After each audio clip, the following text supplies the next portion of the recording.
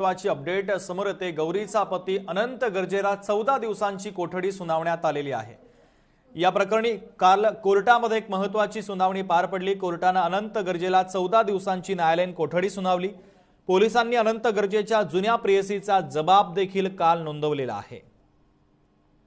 तर भाजपच्या नेत्यांनी राज्याच्या पर्यावरण मंत्री पंकजा मुंडेंचे स्वीय सहाय्यक अनंत गर्जे यांची पत्नी डॉक्टर गौरी पालवे गर्जे यांनी वरळीच्या घरी गळफास घेत आत्महत्या केली।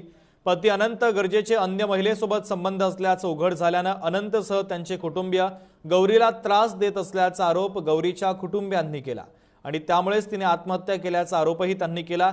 या आत्महत्येच्या प्रकरणानंतर राजकारण देखील तापल्याचं पाहायला मिळालं आणि त्यानंतर संपूर्ण चौकशी आता पोलिसांच्या माध्यमातून या प्रकरणाची केली जाते। कालच अनंत गर्जेची जी जुनी प्रेयसी होती तिचा जबाबही या प्रकरणात पोलिसांनी नोंदवलेला आहे।